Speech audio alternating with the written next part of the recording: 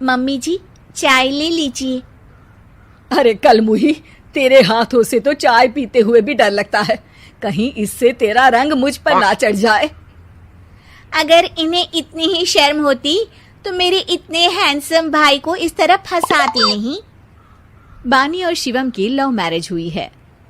बानी के ससुराल में उसकी ननद और सास हैं, जिन्हें अपने गोरे रंग पर बहुत गुरूर होता है, जिस वजह से वो बानी को सिर्फ उसके सांवले रंग की वजह से नापसंद करती है और हमेशा उसे ताने सुनाती रहती हैं। बानी उनकी सभी जली कटी बातें सुनकर चुपचाप वहां से चली जाती है। तुम माँ और छोटी को कुछ बोलती क्यों नहीं? मम्मी जी बड़ी हैं, हर छुटकी ना समझ, इस तरह उन्हें उल्टा जवाब देना सही नहीं। मेरी जिम्मेदारी उनकी सेवा करना है, जो मैं पूरे दिल से हमेशा करती रहूंगी। ऐसा बोलकर बानी रसोई में जाकर रात के खाने की तैयारी करने लगती है।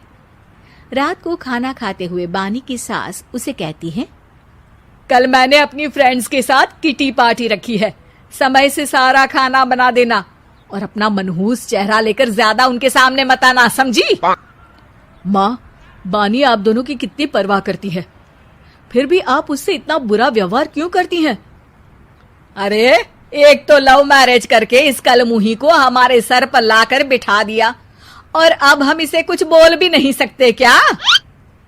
भैया तो इनकी तरफदारी करेंगे ही, आखिर इन्होंने पूरी तरह उन्हें अपने वश में जो किया है। जिसे जो करना है करे, बस कल मेरा सारा काम समय पर हो जाना चाहिए। इस पर सब खाना खाकर सोने चले जाते हैं और अगले दिन बानी जल्दी उठकर सास की किटी पार्टी के लिए तैयारियां शुरू कर देती है, जिस पर पार्टी शुरू होने के बाद सास की सहेलियां कहती हैं, अरे वाह री, तेरी बहू ने तो बड़े स्वादिष्ट समोसे बनाए हैं। हाँ भाई, रंग कैसा भी हो, खाना बनाने में बिल्कुल अन्नपूर्णा है। अरे इसकी भी क्या बात करनी, मेरी बेटी से मिलो, इसकी सुंदरता के आगे तो उर्वशी रंभा भी फेल है।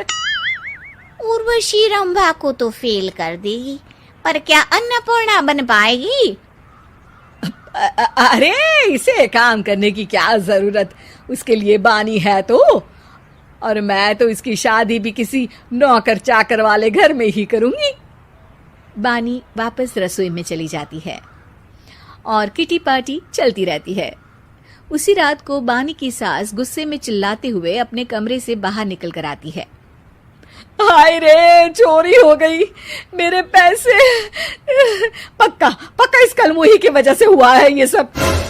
अरे क्या हुआ माँ, कौन सा आसमान टूट गया? अरे आसमान तो उसी दिन टूट गया था जब तू इस कलमुही से शादी करके इसे घर में ले आया था। खुद तो आई ही, अपने साथ साथ मनहूसियत का काला साया भी मेरे घर ले आई। अरे हुआ क्या माँ? अरे मेरी तिजोरी में रखे पैसे कहीं गायब हो गए, सुबह ही देखा, अरे यहीं रखे थे। क्या आप मुझ पर चोरी का इल्जाम लगा रही हैं? अरे काली बिल्ली पर भी क्या कोई मनहूसियत का इल्जाम लगाता है? ऐसा बोलकर बानी की सास वहां से चली जाती है, जिसके बाद शिवम और बानी बात करने लगते हैं। देखो, मम्मी की बात का बुरा मत मानना, वो बस परेशान है ना, इसलिए कुछ भी बोल गई। वो परेशान नहीं, मुझसे नफरत की वजह से ऐसा बोलकर गई हैं। उन्हें मैं हमेशा एक आंख नहीं सुहाती। देखो बानी, अगर तुम चाहो तो हम दूसरा घर लेकर वहां शिफ्ट कर सकते हैं। आखिर तुमसे प्यार करके तुम्हें अपनी जिम्मेदारी पर इस घर में लेकर आया हूं, इस तरह टॉर्चर नहीं होने दे सकता।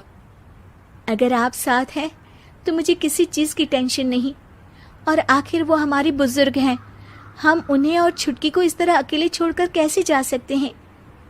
इसके बाद बानी भी अपने कमरे में चली जाती है और अब हर रोज उसकी सास की तिजोरी से पैसे गायब होने लगते हैं।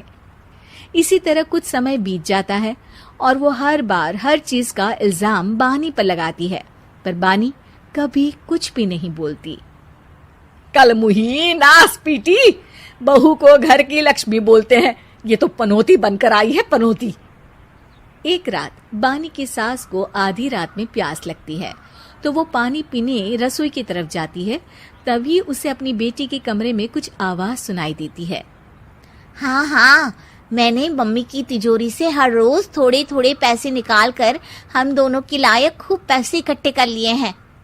और मम्मी आज तक उस सब के लिए भाभी को ही जिम्मेदार समझती है। तुम बस जल्दी से आकर मुझे यहाँ से ले जाओ और हम कहीं दूर जाकर शादी कर लेंगे। मम्मी को कुछ पता नहीं चलेगा, सब मुसीबत खत्म।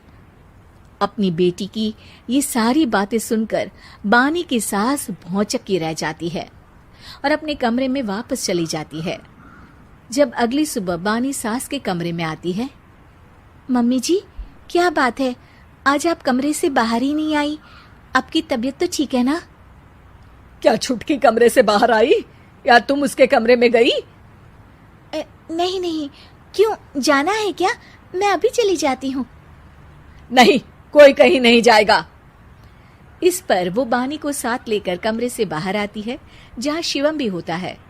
वहां उसकी सास बोलती है, छुटकी मेरी तिजोरी के सारे पैसे लेकर अपनी माँ के बारे में कोई ख्याल करे बिना किसी लड़के के साथ घर छोड़कर चली गई।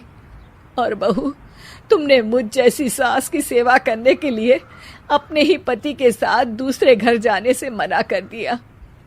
मैंने हमेशा तुम्हारा रंग देखा अच्छा ही नहीं, जो मेरी सबसे बड़ी गलती है। मुझे माफ कर दे बेटा। और इसके बाद बानी की सास कभी अपनी बहू की तारीफ करते थकी नहीं।